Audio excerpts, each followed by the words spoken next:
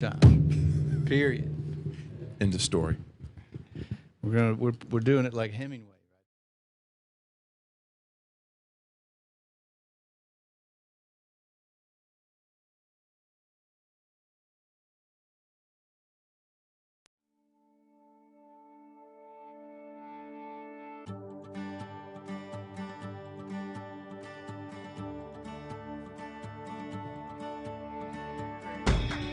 Hello and welcome to Wake Up Our Faith. This is the show where passion, purpose, dreaming big, challenge common sense. We like to think of it as a conversation to shed light on the upside of upside down living. Matt Ham and Keith Adamsovich in the studio today. Sorry, man, I had to. Yeah. I had to break off. I had to break it off. That's what all my elementary school teachers called me. I mean, what is Kevin? 2 syllables. Is it that hard? Yeah. K-E-V-I-N. Kevin. Oh, man. Nivik. Backwards. Do something, but not Keith. No Keith. No man. offense to the Keiths out there. Yeah, Keith and Mick, right? Yeah. No, man. Kevin Adams, Matt Ham. We are the co-founders of UPrint, Faith and Personal Development, as well as the Life Center, our innovative charitable movement. We are here every Wednesday live streaming on Facebook, YouTube, and Twitter. And the show is rebroadcast every Saturday and Sunday on Wilmington's Big Talker 106.7 FM. We got a good title today, How to Make a Good Decision Every Time. A little bit echoey in here. You got some echo in your sound? Yeah, quite a bit. Yeah, how to make a good decision, period. Every time, period. Bingo. Every time. Here's the question. Did Jesus make a good decision every time? Amen. Then we can. So it's that simple. All right, show's over. Did you say Hemingway or did you say Thoreau? Who did you say before we started? The short and simple sentences? I said the title. I said we'll do a Hemingway on it. The short masculine sentences. There you go. You know, that's it. That's Hemingway. Boom. Check him out. Boom. It's boom. pretty good. Amen. Well, I love the concept of good decisions because we get paralyzed in our decision making often for the wrong reasons. So we don't make any decisions, and we see a lot of passive, immovable folks who aren't really doing anything for fear of making a wrong decision. And I think that is inherently problematic in what we're trying to stand up against. Yeah. Well, I think a lot of people have. We talked last week about judgment. And every time you make a decision, you make a judgment. So we need to get rid of the idea that we're never supposed to make judgments. That's not in the Scripture. It doesn't say that. It says things along the lines of keeping us from being hypocritical in how we judge other people. But you got to get to the spirit of it, right? So, but it does say judge, and you judge by the fruit, which we talked about last week. So we're not judging people's souls or anything, but you have to make decisions. Therefore, you make a judgment. If you're in a court, the one in the robe makes the decision ultimately, even overrides the jury if needed. So we have to make decisions. So if you think about every day you make decisions, how do you ensure that you're always making good ones? That's the question. And then, it's built on the idea that Jesus always made good decisions. I dare anyone to argue about that. So if you know that and you know he was human, Yeah. there you go. There's your recipe. So that's what we want to dig into. That's a really neat thought, man. You ever saw Jesus come out of the crowd going, man, I made a bad decision there. That's right. Whoops, sorry. Yeah. Well, it's certainly people question his decisions and whether or not they were good or bad, but that didn't make them bad. He That's all made good them. decisions every time, right? I guess if you're not a believer, if you're a humanist, which a lot of the world is, they worship the enemy through mankind. But if you're his, if you believe, if you are a believer, then you can't argue that because your very belief is dependent upon it. So anyway. Yeah. Well, so I like this concept of judgment too, how you brought that back in from last week, because, as we said, we have misdefined so many words in our culture, and we put things on them that aren't. And so we take on these mantras. It goes back to the old thing we used to say is God helps those who help themselves, right? It's not in the Bible. Right. Yet we live as if it is. So, Right. you don't judge, right? That's this other kind of thing. But yet we are called to make judgments. The key is making good ones. Yeah. Yeah, you make decisions, you're constantly making them. But, getting to a little bit of a more aware or a deeper a recognition of your decisions is the beginning. You want your decisions to be made by something greater than you. So if you make them, you need to be led by the Spirit. You need to walk by faith from the outside in and be led by the Spirit from the inside out. That's what we teach, and it is the way to make decisions. It's how in any decision, really. But there are some things that we don't have to ask God's will about. You don't have to ask God's will for your marriage. You know that it's good. You don't have to ask God's will for you to turn the light on or to bake a cake. That's fine. You can do all that. So we have a pretty big decision-making authority just being in His presence, being in the name of Jesus from that posture and authority. So we're talking about decisions that can have long-term effects, buying things, relational decisions, how you treat somebody. We all get sick of people. People get sick of us, et cetera, et cetera. But we love people. And so how do we deal with people? So these are the types of decisions that have long-term effects. And that's what we're really focused on today. And, we want to kind of use the enemy, his weapons against him. And that's sort of the practice, the line of thinking I want to go down. So, and I do too. I want to say something to what you mentioned before that, which is this idea of you don't have to ask God whether or not to bake a cake, right? Do you think that there is the possibility that there are folks who are living in too much of a paralytic state of not wanting to do anything for fear that it is against God's will or whatever? Like, I'm thinking about a specific, not a specific individual, but, a person who's going, I don't know what to do. I don't want to do anything because I don't want to make God mad at me, or I don't want to be, and so therefore they're living in a weird space that's not honoring to God, but they're justifying it, saying that the Lord hasn't released them to bake a cake or whatever.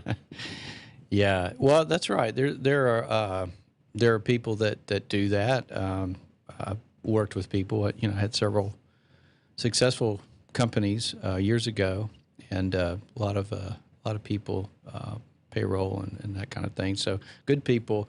I remember one guy in particular. I liked him a lot, but he was constantly wanting to do that. Well, let's ask God. Let's ask God. Let's ask God. And I'm like, dude, this is my company. God's already told me what to do. I didn't say that. But that's how I felt, because it was every little thing. And that's not how you get things done. And that's, to me, something that's, it's an insecurity rather than something to admire.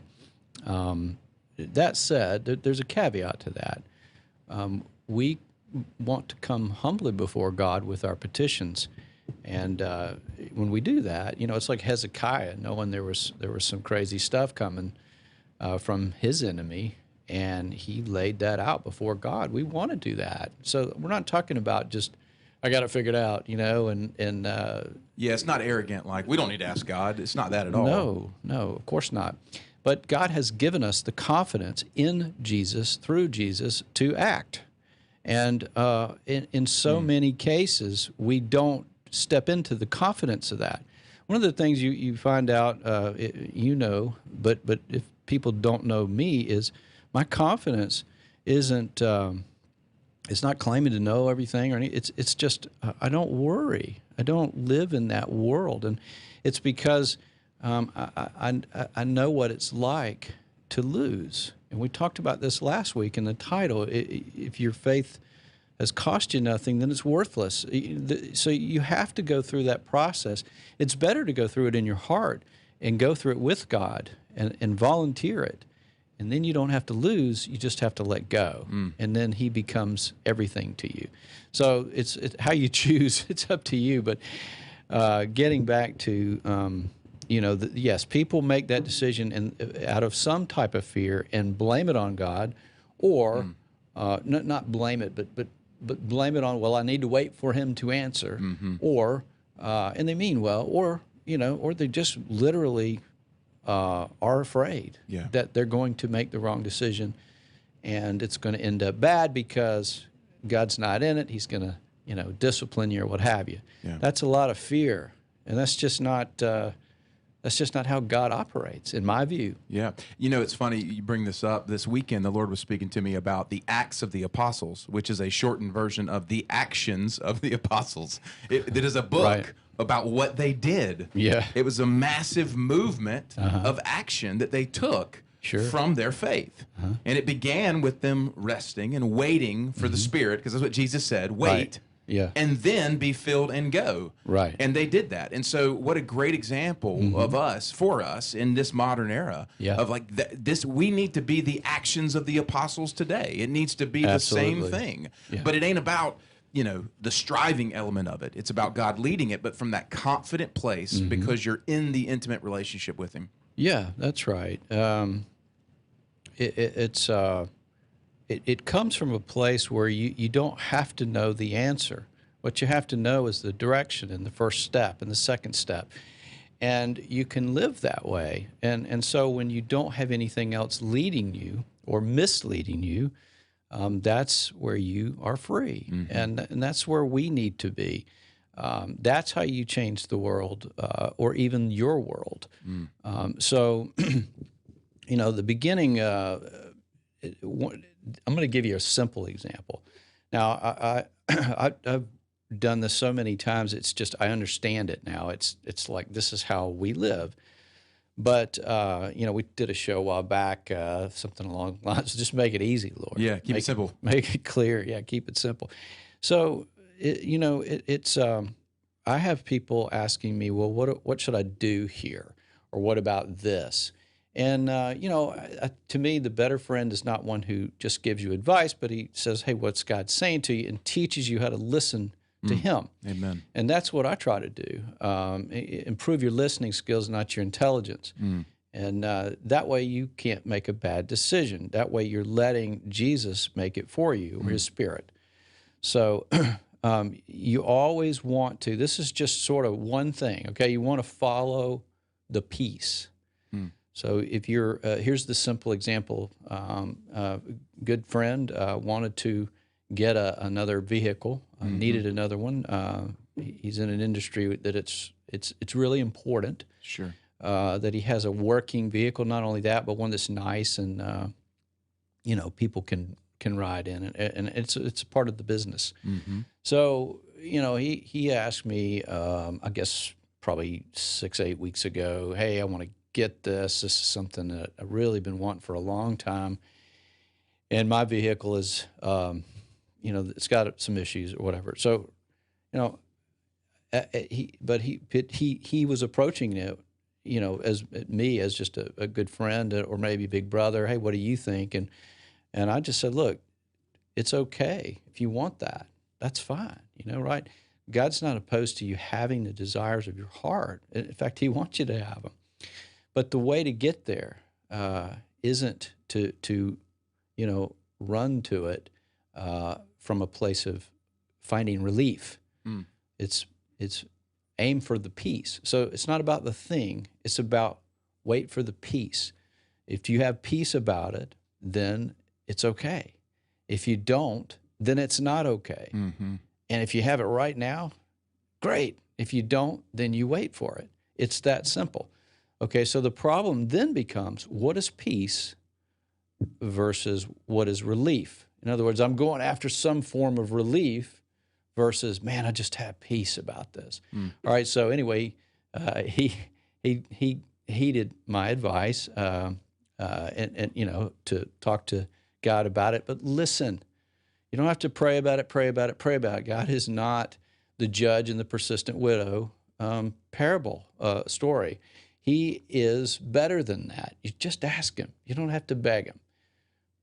But expect, believe, step into your belief. Only believe. Jesus says this kind of stuff over and over again.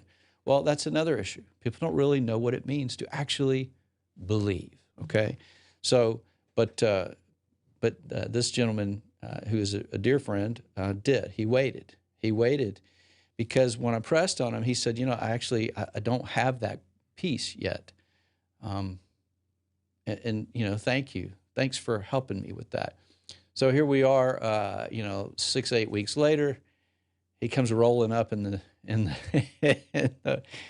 it's not brand new, but it's his new vehicle, and it's beautiful, wonderful. I was so happy for him, and he's like, "Man, it happened. Here it is. It was perfect." And my question for him was, well, 8 weeks ago, where was this vehicle? Because he got a good deal. It's got low miles. It's not new. It's the better one. So you see, by waiting till you have peace rather than going after relief immediately, God fills your desires and he does it better than you can. So your peace is linked to the desires of your heart.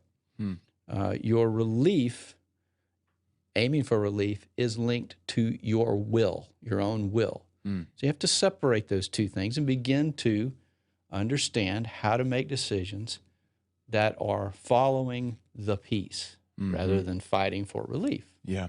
That speaks volumes to me about, when you and I first met, making some decisions back then. I mean, I remember there was I was buying a boat, and it was very similar to the stuff that you encouraged me with. And, that now it's almost second. I mean, it's just nature. It's just how I operate, and it's how you're built to operate. Yeah. And I'm moving into that place, because used to be, it was all logic.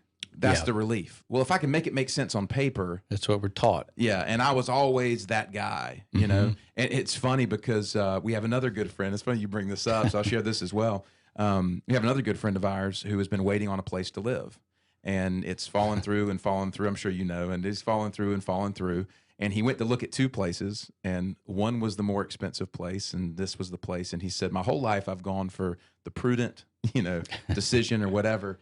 And he said, but the Lord told me earlier in the year to cast my net on the other side of the boat. And I said, well, listen, we can walk through the logic of all this and budget it out and, save here and cut here or whatever. I said, that's the old Matt way of looking at this.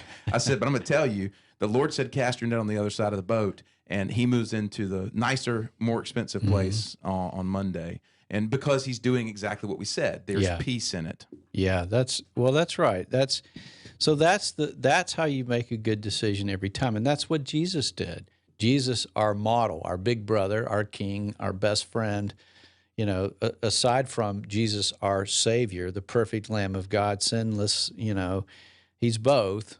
We're talking about the man, the human, the person who gave us the example, and he couldn't be different if he gave us an example to follow.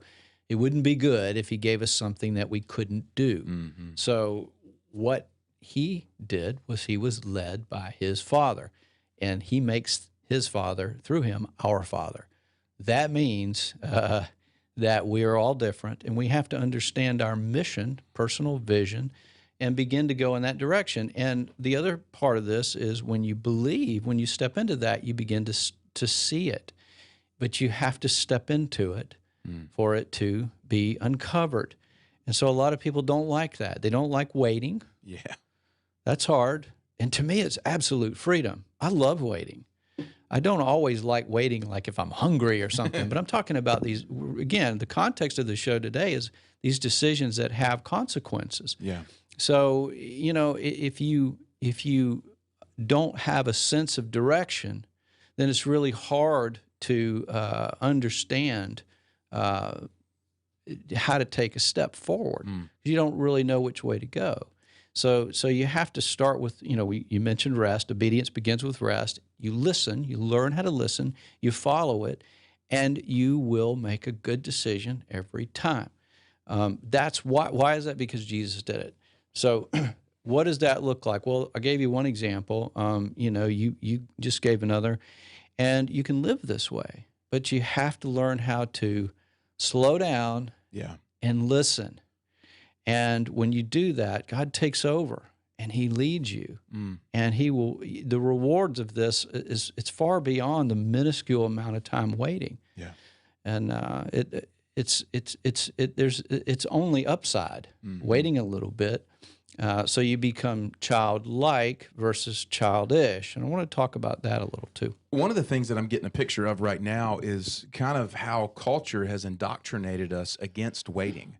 You know, and I think about this 120 years ago, for a farmer to be able to have crops, he had to plant his own crops. Right. He had to wait on, he had to till the soil and, you know, farm the field. He had to labor alongside this thing that God was bringing to life.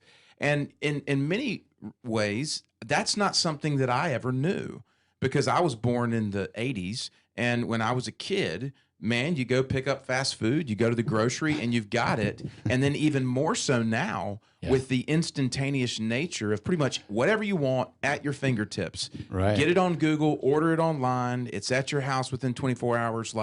So we've been indoctrinated not to wait. Right. And so when we're trying to follow the Lord, I think a lot of times we have to be open and honest that our eagerness and our conditioning is not naturally calling us to be at a place of peace, waiting on the Lord. And that's a major thing that we have to be aware of, because it's just, gosh, man, you know, and even my kids now, I think about it, it's like, good gosh, worse than I was, because it's just like, here it is. Well, you got to think of peace as your weapon. You have to fight the enemy by not fighting him. You have to go the other way. You don't let him take power over you. That's good. And you know, when you're following the peace, you can't fail. Think of it this way: when Jesus' character passes through you, it becomes your character. That's what you present. So this is not rocket science. It's very simple, but it takes a slow, steady movement. But that movement has to be led by God, and that what I'm calling peace is that thing. We could talk about it if we're running out of time. Yeah. Well, we got like 7 minutes before we break. Okay. So the peace is the thing we need to really discuss. What is that? Yeah. What is peace? What does that really feel like, or what's going on in you when you have peace? And you know, I think that's probably the next thing to dig into. But when I say the enemy, you have to use it against them. You don't have to engage, you know, by fighting him. Think about. I got a couple of. I'll read this. This is one of the texts that goes out. This has been around since day one. But the question is: are you aiming to be like Jesus, or a better version of his disciples? Are you sleeping peacefully in the storm, or striving like mad to avoid it?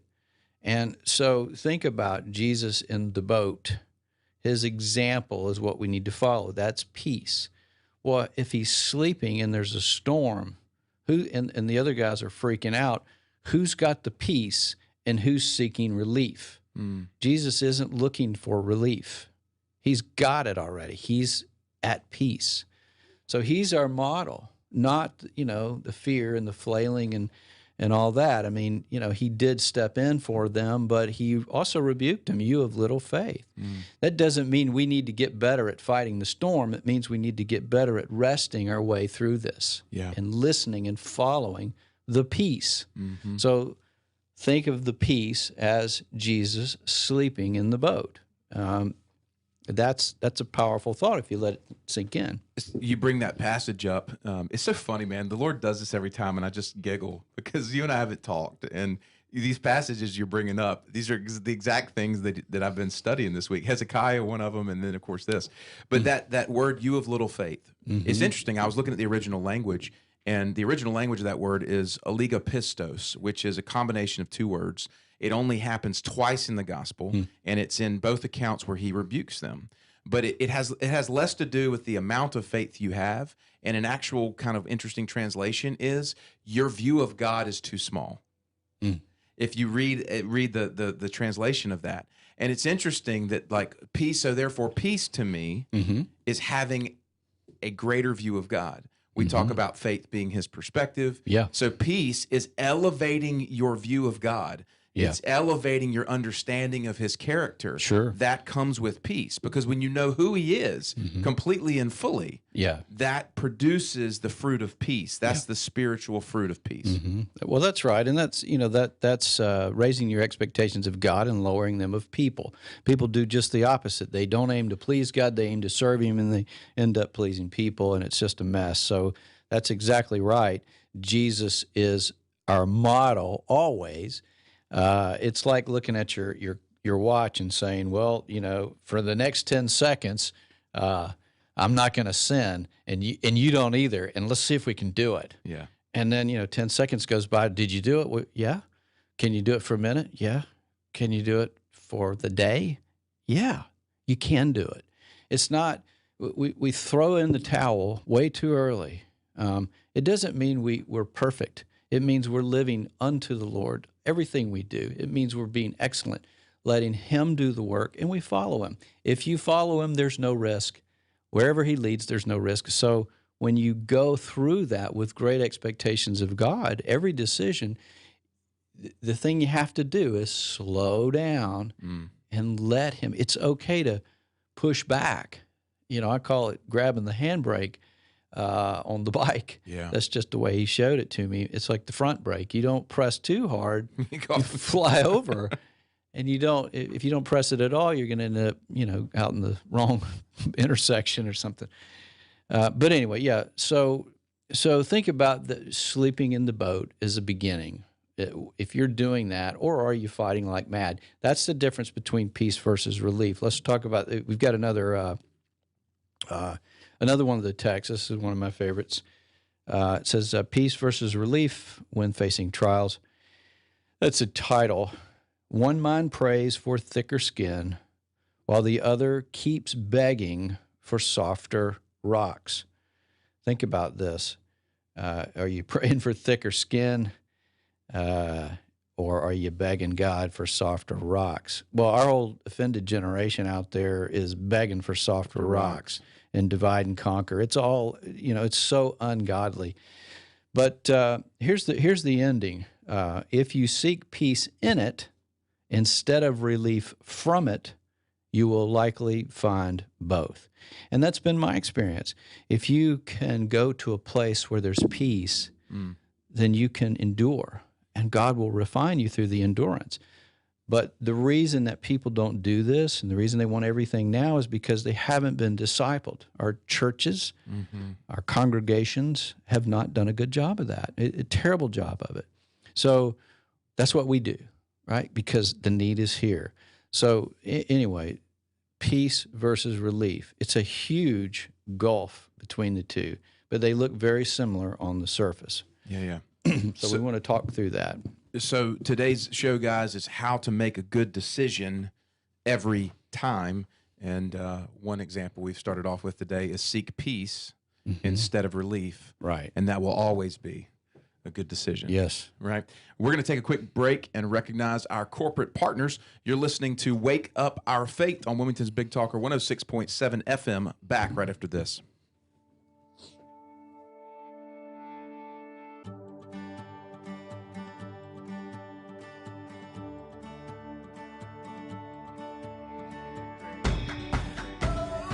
Hey, everybody. Thanks so much for tuning in to Wake Up Our Faith today. Welcome to the show. For those who are joining us, regular listeners, thanks so much for being a part of this and sharing this out in your communities. As always, we want to let you know you can reach out to us, ask us a question, maybe even be on the show with us, 910-805-8330. You can always email us as well, info at uprint.life, youprint.life. Kevin and I both appreciate you being here. Our corporate partners are who help us make this show possible. One of them being Physical Therapy Services of Wilmington, ptservicesofwilmington.com on the web, family owned and operated since 1993, one of Wilmington's premier physical therapy offices, multiple locations. Give them a call, 910-763-8286. If you're buying a new home or if it's time to revisit your home and auto insurance needs, give our new sponsor, TJ Dunn with Sheely Insurance, a call. They are an independent agency, which means TJ can quote and compare a variety of companies to make sure you get the right coverage at the best rate. There's absolutely no charge to review your policy or to get a quote. You can visit them on the web at SheelyInsurance.com or call TJ at 910-408-0300. The Rising Tide Real Estate Team is one of Wilmington's premier real estate teams out of the Intracoastal office. Full service representing buyers and sellers. 910-620-7177 for any real estate needs.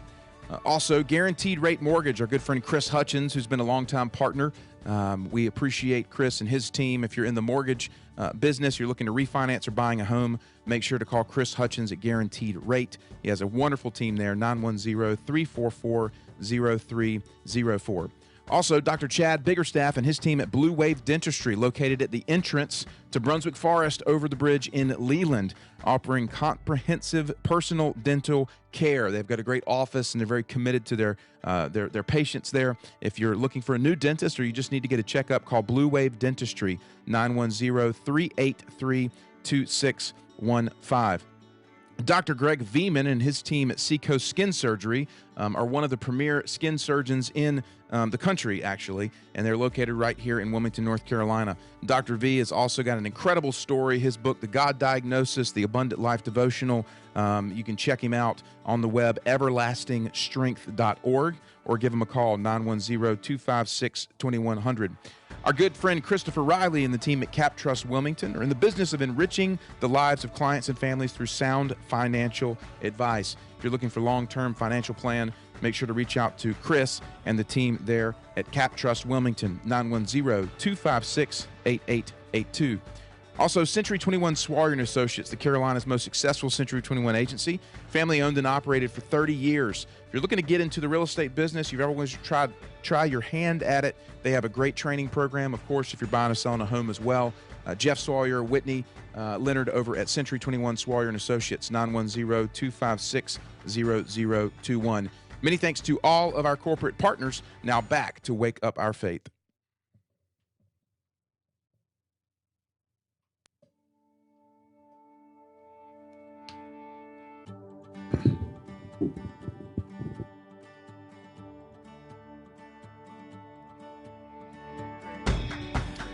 Hello, everybody. Welcome back to Wake Up Our Faith. Matt Ham, Kevin Adams in the studio. Many thanks to TK producing for us today, and for the Big Talker for having us on every weekend, Saturday and Sunday from 8 a.m. to 9 a.m. Of course, you can catch us all of the locations where we podcast and host our videos, iTunes, Spotify, iHeartRadio. We've got a Telegram channel, BitChute, Rumble, YouTube, Facebook, all the above. We are here to connect with you and appreciate you guys tuning in. Kev, before we jump back in the show today, I want to make mention of two kind of our friends of the show, if you will. These are folks who we support and they help us out. One being Beach Blooms Florist, the Taylors down at Carolina Beach. This week we were able to get a bouquet of flowers for one of our residents at the nursing home where we do some chaplaincy work. He's suffering from pneumonia, so we kind of made that happen, and I actually went to see him in the hospital this morning. It was just really neat, very heartfelt, very much Life Center. So many thanks to the Taylors for making that possible. And also Todd Dingler at Yonder Shore Creative. He's a digital branding agency who helps artisans specifically with their web marketing, branding needs. Todd's really helped us with our back office on the web, with our Portable Faith community. And you can reach out to Todd, 910-297-7838. So many thanks to Beach Blooms and Yonder Shore Creative. So today, Kev, talking about how to make a good decision every time. In the first segment, we tapped into this concept of peace. I know you got plenty more to dive into, so we'll fire away. Well, let's go back a little bit. The idea of what is peace? What is it? I mean, Jesus is the Prince of Peace, right? So we know he was he had it. He didn't make hurried decisions. It didn't mean he didn't do things quickly sometimes. It just meant that his decisions were always made from the same place, the same foundation or a derivative, the same ultimate trajectory every single time. That's how you know you can't fail, just like the God that lives in you cannot fail, and where he leads, there is no risk. Again, if you believe all of this, and we believe it with everything, then you're going to win. It's just a matter of, will my willpower get in the way or not? Go back and read Martin Luther from 1500 and something, The Bondage of the Will. This is not a new thing, but it is something that just gets in the way. We need to understand that God gives us the desires of our heart, and He gives us peace toward those things. And when we follow that, He will uncover them, and they become this wonderful, I call it the puzzle box is the vision, and those are the pieces. What isn't involved is our will, our willpower, and we trade that. So getting back to what causes unrest or lack of peace is our own will. Our will. It just gets in the way. And it doesn't mean we don't have a place for it. It means it does not need to lead our decisions. So, when I said, what is peace? Peace to me, we're talking about, we'll go through this fairly quickly, but if you think about your soul, which is made up of the mind, will, and emotions, your personality, your gifts, all that kind of stuff, your soul is you. It's who you are. It won't go away. It lives on forever with your spirit. Spirit is like a receiver. It picks up what God's saying. He lives there. He's in there, all that kind of stuff. But that's that gut. You get stuff, and you don't always know what it means, and most of the time you don't, because God gives you a keyhole view, a momentary or a darkly, however you want to look at it, glimpse of something when you're spending time with Him, and He'll give you more and more of it. It doesn't mean you get to interpret it quickly. It means you hold on to it with affection, and you appreciate it. And if He tells you something for somebody else, and you've got the right wisdom and demeanor, then you can share that as long as it's encouraging to somebody. All right, so think about that. You want to make your decisions from that place where you have peace, that gut. Some people will say, well, I got a check in my spirit, or something feels off. You can't, so what I'm talking about it's not logical. It doesn't have to make sense. So we were talking about that earlier. It is not about making sense. I was telling somebody the other day, I said, look, take it this way. Think of your head as just screw the thing off and roll it over there. A light bulb. Yeah, like a light bulb. And she said to me, she says, wow, that actually helped me. I said, well, it's funny. I teach a lot using those funny little cartoon or metaphors or analogous situations. But think about that. You're not making great decisions out of your mind, which means it doesn't mean you don't apply that. It just means that doesn't lead the way, because God will tell you to do things that do not make sense. It's why? Duh, because He wants you to rely upon Him, not yourself. Humanism is gone the other way, right? Yeah. So when you think about it, you want to understand the depth of when you feel that thing in you, and that thing is giving you trouble. You got to stop and help somebody, or you need to move away. You know what it feels like, right? Would you say that there's a possibility of somebody who they call it a check in their spirit when it actually is just an offense of their mind? Yeah, oh, absolutely. Yeah. This is the biggest battle you'll ever have. Right. Is learning to listen to God's voice. Yeah, so this is that kind of area that many folks can be deceived. Absolutely, yeah. Where they say, oh, well, this is my spirit. Right, I got a word. Here's my, God said this, and actually, no, He didn't. Yeah. And so discerning most of the time, discerning the difference between those two is ultimately the process of sanctification, and ultimately absolute and complete spiritual maturity. Yes, because there are so many who, in the name of Jesus, they said they got something in their spirit when it's really just their mind trying to manifest or manufacture this thing that they've gotten, and that's where the body has been misled for so many generations by people who aren't speaking that thing completely clearly. Right. Maybe they have a theology, want you to kiss the ring, a degree, and whatever. Peter is, I'd rather follow Peter's model. But look, you have to understand the spirit man. The spirit man is this thing that is in you where God inhabits you. He says, "I'll never leave you or forsake you." That's what he's talking about. Can you step out from his presence? Yeah, think of that as an umbrella. Yes, you can do things that are away from his presence. This is so paradoxical and difficult for our minds to grasp. We don't want to waste too much time on that. We want to get to the heart of how to make a good decision every time. So I think we've expressed what it looks like. It's got to be a peace-led or a spirit-led decision. That means you've got to rest. You've got to go slow. You have to look at Jesus. Was he efficient? Did he get things done? Was he productive? Absolutely. So now let's talk about the soul, the mind, will, and emotions, these things that we typically make a decision out of. I'm trying to get through this quickly, but I use this a lot because it helps people see it. So I remember, when my kids are little, having to get a minivan. I think I drove a Tahoe at the time, but it didn't have a third seat. And this is, back in the 90s. And so minivan time, right? Crap. I think we had two of them. But anyway, the decision to do that, let's use that decision because I had to go through this process. And for some reason, God reminded me of that. If you're going to make that decision out of your analytical mind, what are you going to do? You're going to go and you're going to find the math equation, right? The one that is the lowest cost, the one that it's beige, and, or it's just really, there's no frills. There's nothing about it that you like. You're just, the math works. You turn into Spock, super logic. All right, you can do that. And people do it, and, they geek out on how much money they've saved.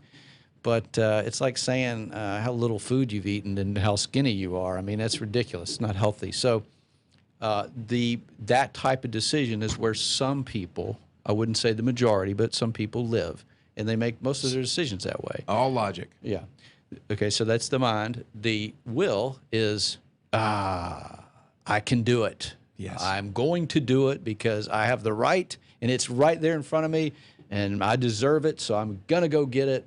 Come what may, I'm going to do it. Yes. Now, I had a lot of that, and I made a lot of mistakes that way.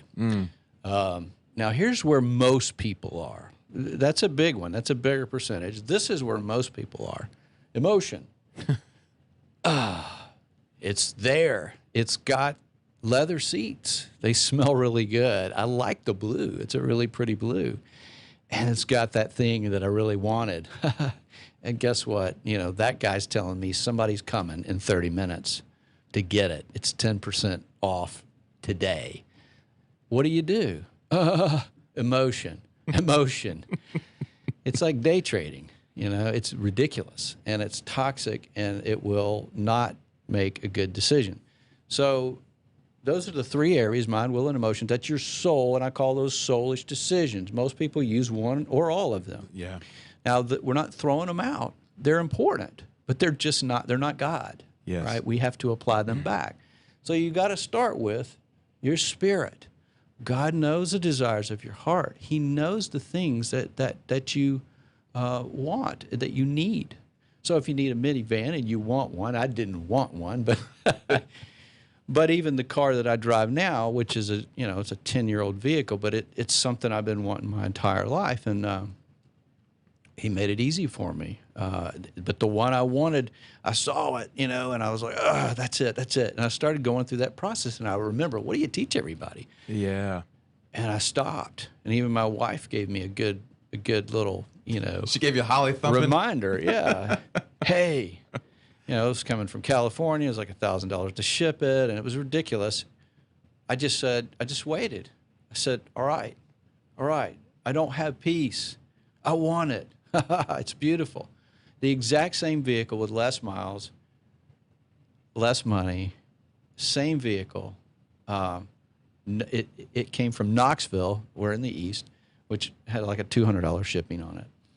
And it was a way better vehicle, better taken care of, exact same vehicle, but like, I don't know, 6-8 weeks later. And there it was. I waited. All right. So this is not about hat tricks and things and getting cars. It's about relying upon God and learning to do Yeah. that even for things that you really want. Yes. Things that are sweet to your heart, like your children want a certain thing. I'm talking about the childlike things. You know, they like a certain meal. That's important to God.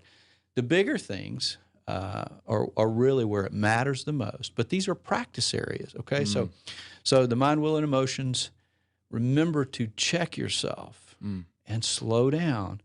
And so you can look at, if you got to get that minivan, what do? You go, Lord, you know what I want.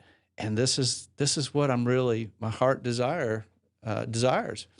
But make it easy. Show me the way. You show me, and I'm waiting on you, but I trust you. I'm not worried at all. I'm excited about it. And you just show it to me, and I'll know. Yeah. I'll know because you're God. You're my God. And that's it. And then, you come back around and you kind of keep your eyes open and you can apply those other things. But that thing will show up. And when it does, you'll be ready for it, and it'll be exactly the right time, the right price, everything. Now, I'm using a car. Sure. It's not about cars. But that's how he works. He rewards your faith. If you're waiting on him, that's part of your faith. Yeah. It's peace. But what you learn in this process is peace. Man, I have peace about it. Wow, there's no weird thing. It's not this extra cost. My heart likes it. And that's where you apply back to, it's something that I love. I like the way it looks and feels. It's practical. It makes sense logically, right? And I can do it. I don't even have to try. There it is. But I'll go do it today because there it is. Yeah. So you apply those things back, and now you've made a good decision. That's how we make our decisions. That's how you build a business. That's how you do anything where it's built on the rock. Now, that's my opinion, Yeah. but I've lived it long enough to know, and it's a great way to live. You don't worry about anything. So hopefully that's a lot. But. Yeah, well, I love the picture of the car buying process and how you broke it down into the mind, the will, the emotions, and that's a tangible way that people begin to go, oh my gosh, I'm making all of my decisions from my mind, my will, and my emotions. One of those three, and I'm not necessarily making the decision from my spirit. And how we make decisions and why we make decisions, people have to slow down and really ponder those things. And that's the birthplace of awakening. When you start to go, man, I've been living my entire life running from something, right? I've been making all of my decisions so I don't have to go back there. I've got a good friend of mine. If he listens, he'll know exactly what I'm talking about. He grew up poor. And he said, man, I'm never, ever going back there. So he's very intentional about money and saving and all this kind of stuff. And I always tell him, I say, man, this is what you told me when I was going to Farm Bureau, when I was leaving Farm Bureau. You said, don't run from something, run towards something. Yeah. And I tell this guy, I say, quit running from being poor and run towards somewhere, you know? Right. And he's like, oh, yeah, but that's the truth, is we have to stop running from these things and why and how we make decisions. So I think it's fantastic. When we pray, when we petition, we need to believe. When we ask God, he will give us peace. We have to believe that he will answer. So many people pray and don't really, I had somebody, a good friend say, well, is it like, what's it like? He's kind of a country boy in a good way. He's is very endearing. He said, what is it like sitting down having a cup of coffee with him? I said, well, it's not, but it's that close and intimate. It's not that tangible, but so belief is a part of peace. Peace leads you toward belief. Belief leads you toward peace. You got to think about it. Now, this is the difference between childish and childlike. Okay, so let's use a great story, a real quick story, to help illustrate how you use the enemy against himself. He's not the Prince of Peace. He's the father of lies and the Prince of Darkness and all that. He doesn't understand the things of God. He can't comprehend it, especially the fruits, love. So you don't have to argue with him. But I had this thought a few months ago, and it has recurred. But it's not the emperor, but the enemy who has no clothes. but let's use the emperor, the emperor's new clothes, this little kind of, I think it's a Hans Christian Andersen.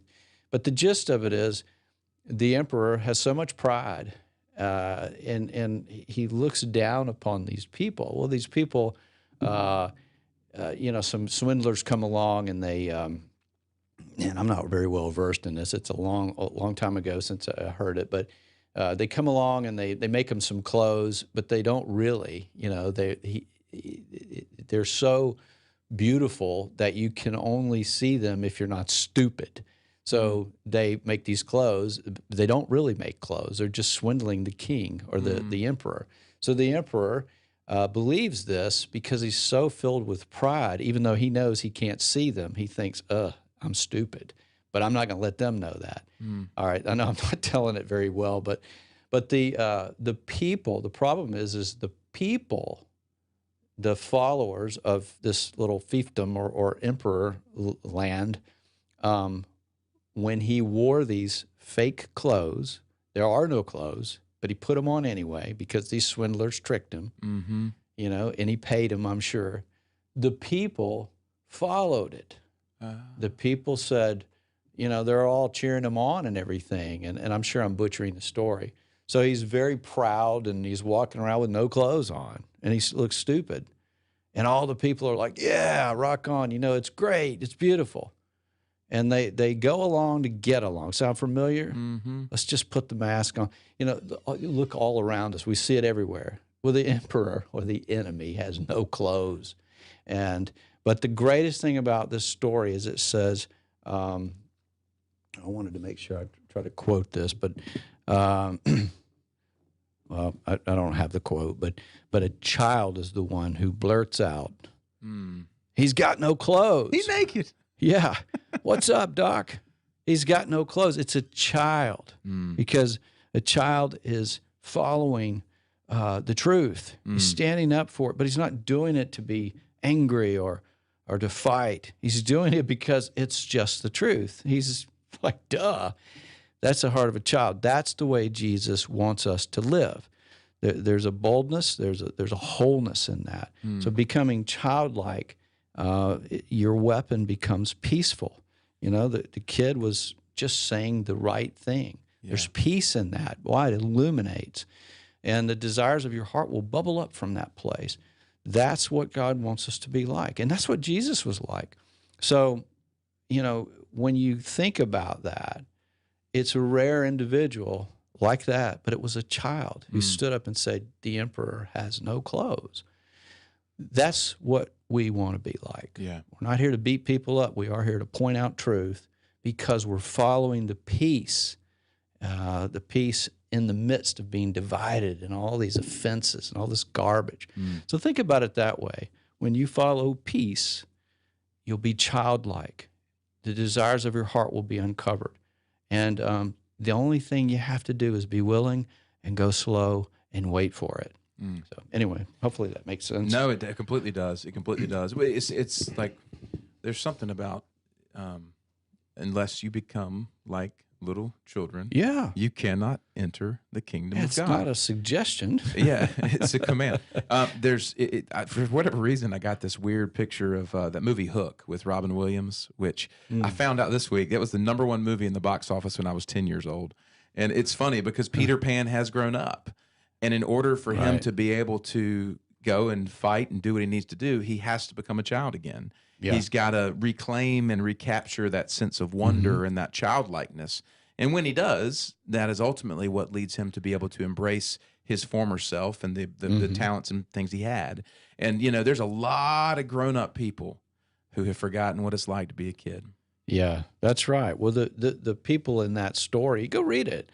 They're either led by fear or they're just blind, and people are willing to follow that garbage, and it's the pride and the pretense. This guy's own vanity is what kept him from being honest. Yeah. There's no peace in that. It's that's people fearful, and the people that are afraid simply look for relief when they're making the decision. from their soul instead of their spirit. I don't want to be contrarian. I don't want to stir the pot. I don't want to. That's crap. All that nonsense. That's not Jesus I don't. Yeah. at all. I always come back to, if that had been Jesus, he would never have been killed. I mean, it's seriously. I mean, that's just the bottom line. Yeah, if that personality was, he would have never been That's killed. right. No. Oh man. But anyway, how much time we got like 5 minutes left before Okay. we're wrapping up today. All right. So closing thoughts, Kevin. Close. Well, look, you're off base if you're aiming for relief rather than peace. If you're being childish, the kid who's complaining in the backseat on the way to Disney, versus childlike, the kid who's saying, how long are we going to get there because he's so excited, that's childlike. That's Mary versus Zechariah when the angel came. There's a big difference there. So all of these things have a division point: relief, peace, will, desires. Childish, childlike. Yes. So, yes, little kids have to grow out of that. But when you're an adult and you're still acting like a little kid, childish, there's some problem. So what are they? They're impatient. Well, kids are after joy and peace, childlike. All right, so think about this. If you have direction, remember we go back to dreaming, and you understand this process. You can go back and listen to some of our older shows. But when you're moving forward, you have forward motion. You have you have the mission in mind. You have a vision, and it compels you forward. You're excited, so you won't waste time just running away from or being afraid of, or, oh no, let me put that out of mind. But you don't have time because you're moving forward. Mm-hmm. You have to have forward motion, but you have to do it at God's pace. So all this becomes a nice package that works perfectly to help you make every decision. If you let him, if you let God work through you, you take on his character. You can't fail. All right, so just the last thing, I want to say this. It's if you get off base and you are not following his intent for your life, you won't find that peace. And you can always use that as a guideline. But I mentioned the other day, a good friend was telling me, this and that and the other thing about, that we're talking through some of this stuff. And I said, well, think about it this way. If you take on all this stuff that's not for you to take on, it's like, telling your pinkies that they've got to do the work of the day. I wouldn't even be able to tie my shoes. If you're a pinky, you can scratch your ear or do some other things. It's a good job, but you can't be all pinkies. You've got to follow where God's leading you, and you have to do it without understanding everything. Do not let your will get in the way. Follow the peace, and God will bring you relief, and no one will ever be able to take it from you. This is how you make a good decision every time. Every time. So, every time. Yeah. Every time. Well, Kev, man, as always, thanks so much for pouring out.